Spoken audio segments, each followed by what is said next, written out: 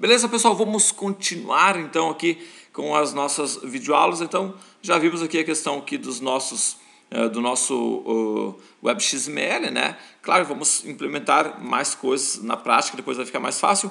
Mas agora vamos dar um salto aqui no nosso conteúdo, certo? Vamos ver coisas legais aqui. Antes disso, só mandando um abraço lá para o diretor da InfoEst, lá de Presidente Prudente, onde eu fui palestrar aí para 500 alunos o ano passado, no semestre passado. Um grande abraço para ele. Ele está aqui recebendo todas as minhas 5.000 videoaulas que vai ficar aí na biblioteca para todos os alunos. Então, valeu a todos os alunos lá da InfoEst de Presidente Prudente. Então, pessoal, é o seguinte, vamos dar um salto aqui no nosso curso, certo? Onde nós vamos estar, então, agora melhorando o nosso código, usando, então, Design Pattern, Factory Method e DAO, certo? Então, é o seguinte, vejam que nós criamos a nossa aplicação aqui, onde é que está aqui, esse JavaBeans aqui, usuário, certo? Veja que aqui nós temos, então, beleza aqui, temos aqui um bin, né? Esse aqui é chamado também de modelo de entidades, certo? Veja que ficou legal, tivemos um arquivo aqui só para conexão, tá? Ficou legal também, show de bola, certo? Só que se tu for olhar bem aqui, algumas coisas aqui, por exemplo, aqui, eu vejo que aqui foi misturado, aqui nesse arquivo usuário aqui, a gente acabou misturando aqui o modelo, né, os nossos atributos aqui, com a parte de manipulação do banco de dados, tá certo? Então, tudo isso aqui, a gente poderia estar abstraindo, tirando isso daqui e colocando em arquivos DAO, que é Data Access Object. Então, que é o que nós vamos estar trabalhando, então, a partir de agora, juntamente com um Design Pattern, que vai ser o Factory Method, certo? Então, são duas coisas que eu quero estar trabalhando com vocês. Então, a gente vai criar um DAO, certo? Para um Data Access Object, que vai estar fazendo o acesso, que vai estar manipulando a base de dados, certo? Vamos ter esse outro arquivo aqui também separado, tá certo? Do modelo de entidade, então vai ficar muito mais organizado o nosso código, muito mais fácil de manutenção e você ter então uma padronização, tá certo? Vamos começar o nosso curso aqui usando então o seguinte, vamos vir aqui, Design Pattern. Então vou explicar aqui um Design Pattern, pessoal. Padrão de projeto. É claro, eu não tenho como objetivo neste curso ensinar Design Pattern, até porque existem muitos padrões de projetos, tá certo? Eu só quero, então, dar uma pincelada por cima para que vocês possam entender a classe que nós vamos estar criando, tá certo? Para melhorar essa conexão. Por quê? Porque aqui, veja que aqui nós temos uma conexão aqui, uma classe comum aqui, tá certo? Que não está seguindo nenhum padrão aqui de projeto, simplesmente a gente criou uma classe de conexão, tá certo? Mas existe um padrão, certo? Que encapsula, que faz o encapsulamento, que prega o encapsulamento das suas classes. Você nem sabe da onde que vem a classe. Aqui não, aqui tu está olhando, que tu está vendo o que está pegando, o que não está pegando. Então, é o que nós vamos estar tratando aí a partir dessa próxima, a partir de agora, na verdade. Então, Design Pattern é uma solução padrão para um determinado problema no desenvolvimento de softwares orientados a objetos. E isso, pessoal, é Design Pattern. E existem muitos Design Patterns, muitos padrões de projetos, tá ok? Para que vocês não fiquem voando, né? Mas e aí, falou e não disse nada, né? Então, eu vou explicar um pouquinho e depois vamos criar uma classe usando um Design Pattern aí para vocês começar a entender. Ainda pretendo criar um curso só de Design Pattern, porque é muito legal. Eu já usei um outro padrão de projeto, que foi o Singleton, eu acho que foi no meu curso de Flex com Java. Então, também já expliquei lá um pouquinho disso aqui. Então, é o seguinte, pessoal. Imagine o seguinte, fábrica de conexões. O que você acha de ter o controle total sobre a construção de objetos da nossa classe? Certo?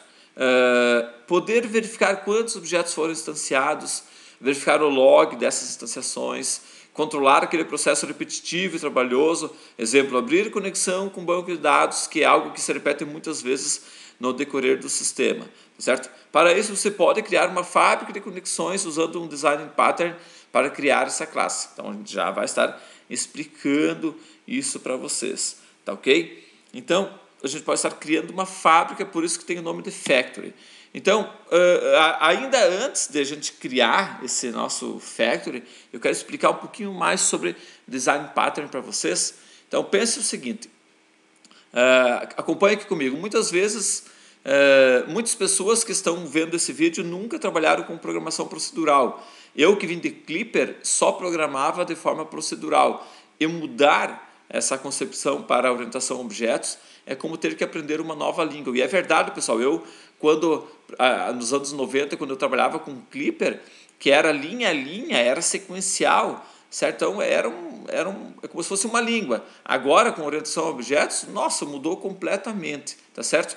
E isso foi uma evolução muito interessante, porque programar orientação a objetos resolveu muitos problemas, como centralização das responsabilidades, proteger, encapsular códigos, reaproveitamento, etc. Mesmo assim, a programação orientada a objetos não faz milagres, até porque não é a tecnologia que faz a diferença, né, pessoal? É as pessoas que fazem a diferença, os programadores, pessoas que estão ali realmente motivadas e querendo achar soluções para os problemas. São as pessoas e não as ferramentas, não as linguagens, não a orientação a objetos, ok? Pois muitas vezes as regras de negócio da empresa não são tão específicas que mesmo usando programação orientada a objetos, você não conseguirá resolver o problema apenas herdando ou instanciando uma classe. Você terá que criar uma solução de fato para aquele problema. Só que nem tudo está perdido, né? Porque o mundo é pequeno e é verdade. Eu mesmo já encontrei alunos conhecidos até em outros países. Lembro que uma vez eu estava em Cabo Verde, dei de cara com um aluno no aeroporto. E no aeroporto eu já encontrei vários alunos, né? E uma vez eu estava jantando lá em Tocantins e de repente veio um cara, eu sou de falar meio alto, chegou um cara, bateu nas minhas costas, tu não é o Neri, certo? Lá em Tocantins, 2.000 quilômetros longe daqui, o cara me reconheceu pela voz porque ele assistia às videoaulas. Então, pessoal, o que eu quero dizer com isso tudo? Né? Que o mundo realmente é pequeno e muitos problemas acontecem com frequência, tal que as pessoas criam uma solução padrão, genérica para ele, tá certo? Para vocês entenderem o que eu estou falando, pensem o seguinte, mesmo que as empresas criem seus programas específicos para atender às suas necessidades, os sistemas mundo afora possuem muitas características parecidas, umas com as outras, tá certo? Então o pessoal pensa assim, eu tenho 500 empresas do ramo imobiliário, com certeza as características de todas elas são parecidas, tá certo? Com certeza, então, as soluções também devem ser parecidas, porque não vão trabalhar de forma muito diferente uma da outra, certo? Então, desta forma, muitos problemas parecidos se repetem. Imagine 500 empresas com o mesmo problema, que poderiam implementar uma mesma solução, mas criam 500 soluções diferentes para o mesmo problema. Agora, se o pessoal imagina o trabalho exaustivo para criar 500 soluções diferentes, quantas pessoas envolvidas, gastos exorbitantes, tempo perdido, dinheiro jogado fora, tá certo? Alguns programas, uns cacos que resolvem, né? E não consegue achar um programador, analistas bons, então, sendo que poderiam ter resolvido de uma forma distinta. Certamente, algumas soluções são melhores do que outras soluções nem sequer resolveram o problema, ou até mesmo uma das soluções foi melhor do que todas as outras e poderia ser utilizada por todas, economizando assim tempo e dinheiro. Aí que entra então, pessoal, design pattern, ou seja, padrão de projeto, para que todas usam o mesmo padrão para resolver os problemas, tá certo? Então, design pattern, padrão do projeto, e se para esses problemas comuns foram criadas soluções padrão para eles, nós poderemos, sempre que passarmos por um desses problemas, que é um problema comum, digamos assim, a todas, implementar essa mesma solução padrão, apenas fazendo uma ou outra modificação para adaptar a sua realidade ou a sua regra de negócio, mas usando um mesmo padrão. Existem vários design patterns, como eu falei antes, para cada situação existem padrões. No caso, por exemplo, que eu falei lá no começo aqui, fábrica de conexões. Eu gostaria de criar uma fábrica de conexões, tá certo? Para conectar com base de dados. Então, eu poderia fazer o seguinte: no caso de conexão com banco de dados, podemos utilizar o Factory Method, pois seu objetivo, certo, desse padrão do projeto é o que? É encapsular a escolha da classe concreta a ser utilizada. Então, aqui, ó, nesse exemplo aqui, ó, de conexão, nós não estamos encapsulando nada aqui dentro, tá certo? Aqui está todas as informações aqui de que classe que eu uso, do que ele está fazendo. Não está encapsulando isso aqui para mim. Então, usando o Factory, a gente poderia estar encapsulando, tá certo? Isso aqui, porque ele prega o encapsulamento de fabricação de objetos importantes, certo? Conexão com um banco de dados é importante? É. Muito usado. Toda hora estou usando uma conexão com banco. E complexo, tá certo? Porque... E isso é uma coisa extremamente importante. Então, por isso, a gente vai utilizar esse padrão de projeto, porque ele prega exatamente isso, tá ok? Então, em vez de nós criarmos uma classe de conexão, onde a gente instancia, onde a gente executa, não, a gente vai criar essa mesma conexão através de um design pattern, tá certo? Para encapsular tudo isso aqui, e com isso nós vamos estar criando uma fábrica de conexões, tá certo? Então é o que nós vamos fazer exatamente na nossa próxima videoaula, tá ok? Lembrando sempre que eu não tenho como objetivo, neste curso, ensinar design patterns, tá ok? É apenas para vocês terem uma pincelada, para vocês entenderem o que nós vamos estar fazendo na nossa próxima videoaula. Valeu? Um grande abraço, até mais e tchau!